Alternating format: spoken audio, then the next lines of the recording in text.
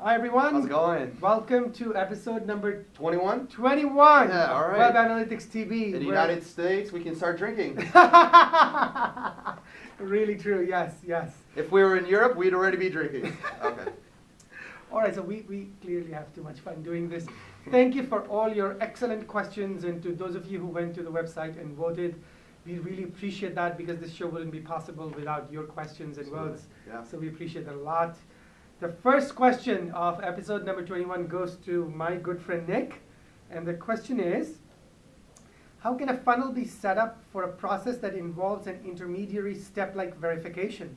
For example, an account creation process that involves a verification email before completing the account creation. And this question is from JenBits in New York. Great. Great question. This is great, yeah. So we actually wrote down kind of what the user path was, and just to really think through this problem. So there's kind of two challenges with the problem. The first one is in Google Analytics, all the flow, all the funnel navigation is what we call an open funnel. So somebody can come in from any step. So even if you have these intermediary steps that are important, they could still come in from the bottom step without accomplishing those tasks that you want them to do, and then convert. So funnels is not the right solution. The other problem or challenge that you're going to run into is now with one campaign per session, the fact that you're throwing in here this intermediary step with an email campaign means that the person who might come to your site will leave and come back from an email campaign. Most likely means that you'll have them in 2 sessions. Correct. And Google Analytics does session-based analysis. Yes. You can't track hand session, right? Correct. So you have these 2 challenges. So challenges a lot, but we have a there is solution. That's why it's a good show, right? No. So what you have to do is you don't use funnels, and you can't actually track across both sessions, but you can track in the session from when they came from the email campaign. Correct. So what we That they came back from the email verification, and they came to your site, went through the rest of the funnel, converted. Right. That can be tracked. That can be tracked. Just a little manually. Right, and so what we recommend you do is you can use an advanced segment to filter out all the people who came from this registration email, and then go into the top content report and figure out what are the specific pages that people are in your funnel, and then take a look at the total number of unique page views, and do the calculations of how many people went from step A to B to C. And so you have to do it manually, but at least you can answer the business question. And there are two things here that would be important steps. The first one would be make sure your email campaign that is sending people back to your site has some UTM parameters or something. Exactly. Some way to track it, to differentiate, yes. So we can segment that group separately. Right. And secondarily, I can use my inline filters in my top content report. I can just search for the URL that I'm interested in. Exactly. And I just note it down and just do it in Excel or a napkin. And actually you can create the exact same funnels. It's a wonderful idea, Nick. Yeah. Fantastic. Good question. And also, Nick touched on this idea of how the computation of visits and is changed in Google Analytics, and I just did a video on this, explaining what the change is and how it works. So we'll link to that in the show notes. In case you guys are confused, we've got a video on YouTube that you can go watch. That's good. So you know exactly what is happening. Absolutely. Okay, a question for you, Avinash. This one's from David in Vancouver, Washington. In a client's GA account, I've created a profile that blocks for company IP and their IP address. But if they or we test forms that lead to a thank you page, which is a goal page, will that filtered profile show our testing and completed goals or not? So you will not show that, David, because the way that it works in Google Analytics is that the filters get applied initially and the hits are sort of taken away.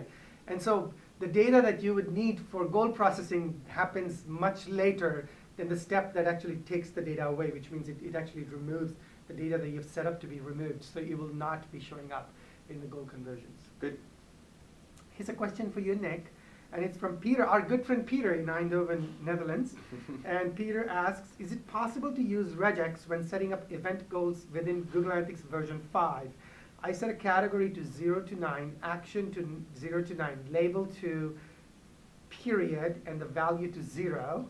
I think only Peter understands what all that means. Right. But now all the numbered categories and the actions with any label and value should trigger the goal. So can you actually, I think a simple question, is it possible to use regex when setting up event goals in V5? Yes, and the answer is yes. In the actual event goal configuration, you can, regex matches strings, and so there's 3 string values for events: category, action, and label.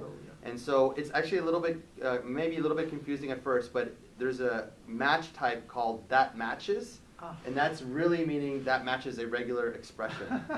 So we use made that the UI translate. confusing. So use that matches, and you'll get the regular expression match.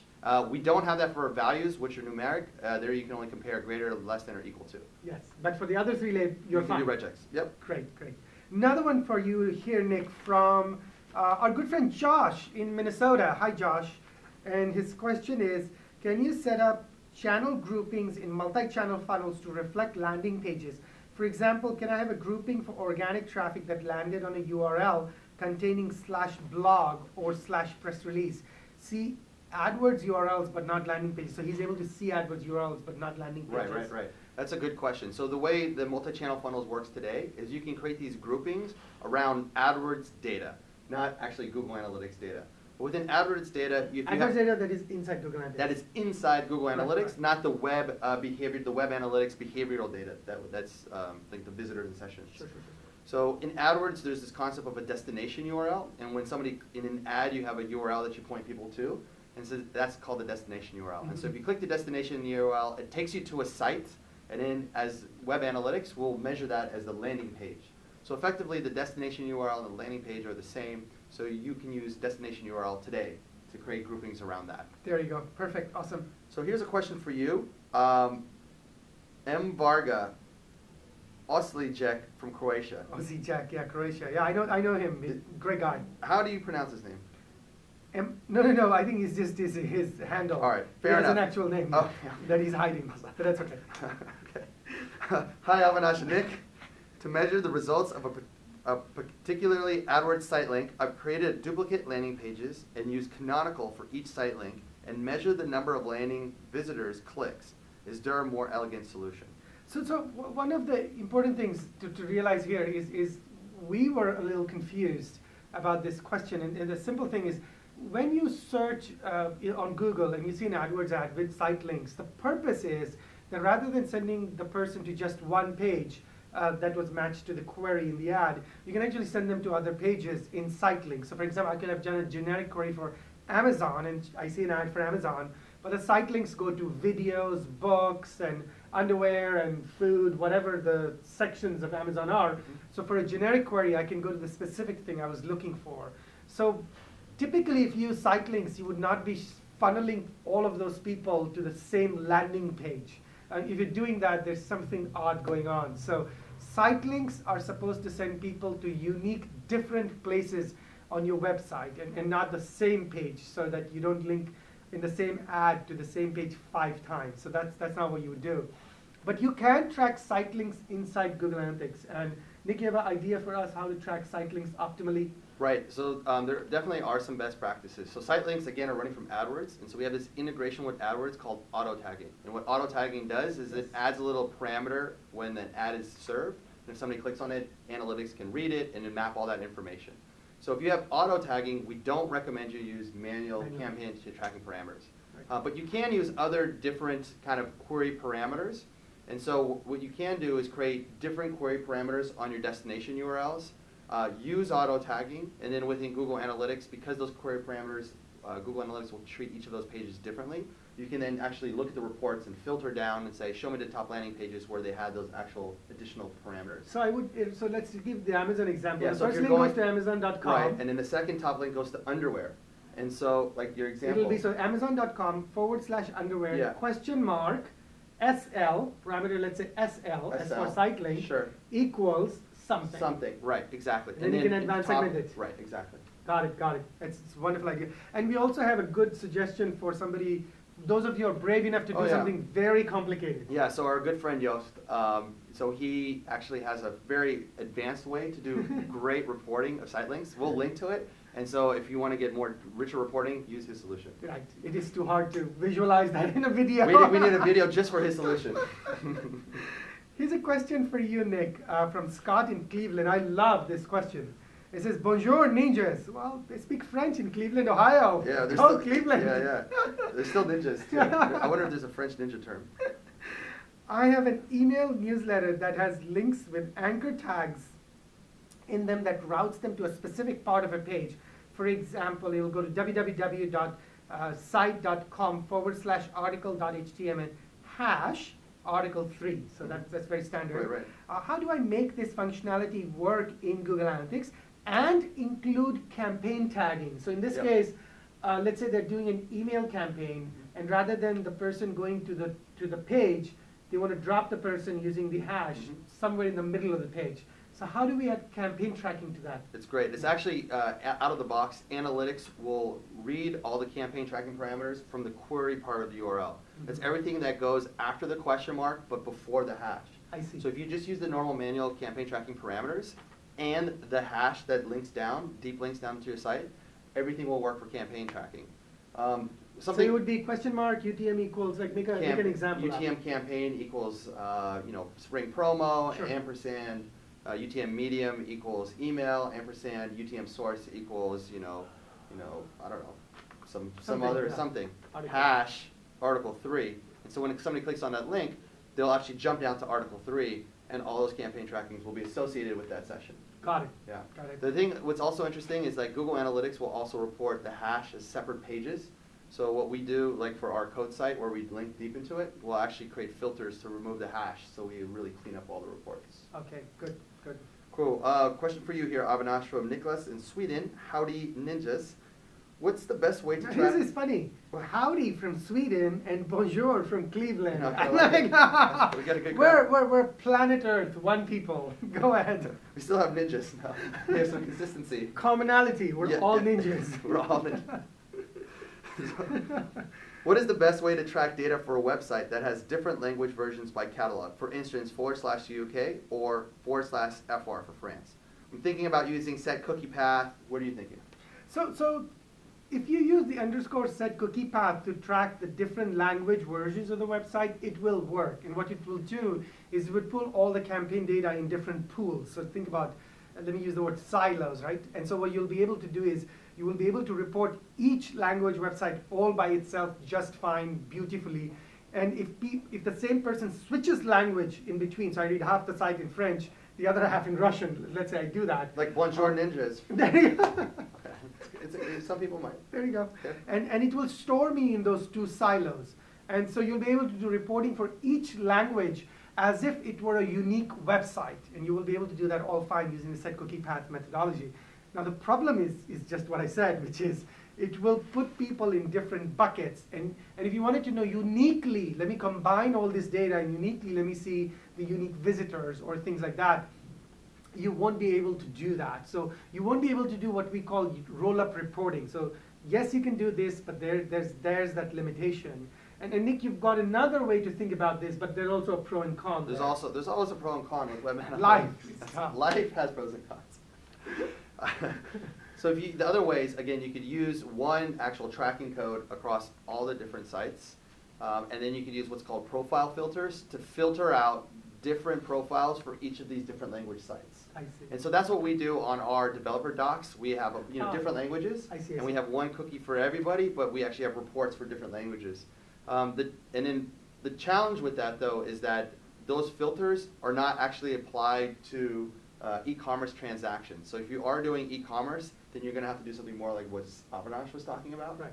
Where you have different profile or different cookies. Cookies, yes, Yeah. yes. So there's again a pro and con. But if you have a content site, what we are doing on our code site will work beautifully. Yeah, it's great. Because then we can get total visitors across the globe, and then we have views into different regions, and then we can compare keywords by those regions, because the search terms, French is going to be different than in the United States, right? Right. It's pretty interesting. Great. So here's a question for you, Avinash. This is from Sainath in India. Hi there. How do I get the report which should contain 3 columns, campaign, ad group, and keyword? So this is a good question. So as many of you know, that one of the things you can do in all Google Analytics standard reports is you can click on the secondary dimension drop down and choose any one of them to add to your report. So he wants 3 here. You can get 2 by standard. Okay. If you want 3, or 4, or 5, or 6, or 7, our solution is use the Google Analytics API. Because if you use the Google Analytics API to do your reporting, you can add up to 7 different dimensions. I tend to believe, unlike Nick, that by the time you get to 5 or 6, your data is getting too fragmented to make sense. But it is possible to do this using the Google Analytics API. And we'll add a link to the show notes where you can learn all about the options that you have in our API. So if you really have a good use case for this, please use the Google Analytics API. Yeah, and a good point is that the API sounds very scary and technical if you're not technical, but there's people who've built tools and solutions on top of it that make it completely seamless, and so you can just go to Excel, use this plugin, select more dimensions and metrics that you want, click a button, and it just in Excel, boom, you have all the data. So there's tools that make it super easy for non-technical people to get the value that we're providing. Let's link to a few of those. We'll link to a few of those. They're really good. Yeah, absolutely. And so basically, all the code essentially disappears. Great. You don't have to write code. You just drag and drop whatever. Solve problems. Oh my God! Awesome. All right. Question for you from Aaron in New York City. I guess he has a site with over 100,000 products, and he wants to track the performance of visitors to any product page. So for example, he wants to get the bounce rate of all product pages combined as one. Assuming there's a common ID in the code of all product pages, how can we track this in GA? So I'm going to give you a very simple way to think about this. So if I wanted to track the performance of any of these products, I could, let's say I want bounce rate for all these product pages. So when you want bounce rate, what you want to know essentially is that these product pages were the landing pages. Otherwise, if they're deeper in the site and people saw them, that's already not a bounce. Right. So essentially what you want to look at is the top landing pages report. And what you want to look in your example for top landing pages report are just the product pages. And so extremely simple way to answer this question is go to the content section, go to the top landing pages report, and on top of the standard table that you see, there's an advanced filter. Click on that advanced filter and type in the ID that makes those product pages different. So let's say all 100,000 product pages are in a particular directory, or they all have the name product in the URL. So in the advanced filter, say, includes product in the URL page, in the page dimension, hit submit, and as soon as you hit submit, the report changes completely. In the detail section of the report, all you're seeing are product URLs. So you can see individual bounce rates for individual products. And if you look at the top of the report in the scorecard, you're seeing the aggregated bounce rate for all product pages.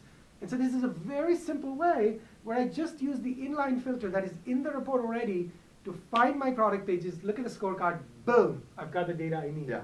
And if you want to add some other metrics to that, go do a custom report, bring the landing pages dimension, and put any metrics you want, any other metrics you care about, rinse and repeat, boom, you're in business. One question I have, that's an excellent solution because you can use it today without having to do anything out of the box. One of the questions for you for that is like, how would you get unique visitors across all the pages? Because again, you can't sum up unique visitors who go to the different pages. And how would you roll them up as one? And it's the thing that we talked about a few minutes ago where you mentioned the wonderful user profile filters. There we go. It's just a great way for you to say, I'm going to take this bucket of data, this pool of data I'm interested in, I'm going to send it to this other place in addition to where I'm storing everything else, and just store this pool of data in a profile that has been filtered for the thing that I really want. And when I log into Google Analytics, I'm going to go to that profile in order to get the data. And then you have that other wonderful thing. And of course, when you have data in a different profile, you can do even more things beyond what I suggested. So if you want to just get the quick answers, use the methodology number one. If you want to have a more persistent way where everything's just there, you don't even need to apply the inline filters in a table, because who has 3 seconds? Boom, you've got the data over there, and you save 3 seconds. So Nick, our last question is for you. And it says, I have approximately 40% returning visitors on my client websites, with 90% of the transactions in the time to purchase report that are made within the first day. How can I see a report based on a UTMA visitor cookie? And this is from Robert in Rijeka, Croatia. Yeah, no, this is an easy answer, I think. Right. Right. So we don't expose any visitor IDs through the product anywhere. So there's no way to see any visitor cookie data within Google Analytics. So sorry about that, Robert. We also, before we go, we want to thank John from Brisbane, who has an excellent feature request. And he wants to be able to import campaign cost data from sources other than AdWords. It's a great request. John will make sure our product team is aware of this. Kaz from Las Vegas had another really great feature request connected to multi-channel funnels. Thank you, Kaz. And we've got a feature request from Daniel in Switzerland about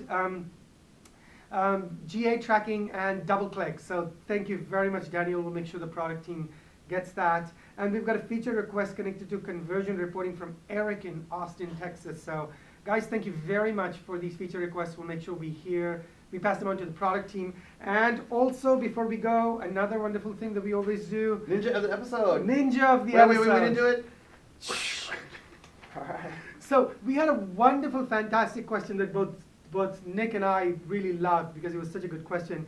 It came from Scott in Cleveland, our French person from Cleveland, Ohio. So Scott, send me an email, and for being the ninja of the episode, we're going to send you an autographed copy of Web Analytics 2.0. Awesome. And you know, my email is not that hard to find. So he's going to autograph it. We're not both going to autograph it. Well, Nick, join in. Join in. We'll both autograph it. And we'll send it to you, Scott. So please reach out to me with your postal address. This is episode number 21 for Web Analytics TV, and see the link on the top left of this video to go submit questions for episode number 22, or we'll have a link in the blog post at the bottom as well where you can go submit your questions, or go and rate questions submitted by other people so we can pick the ones that you really want to know about. Thanks very much, and happy analytics.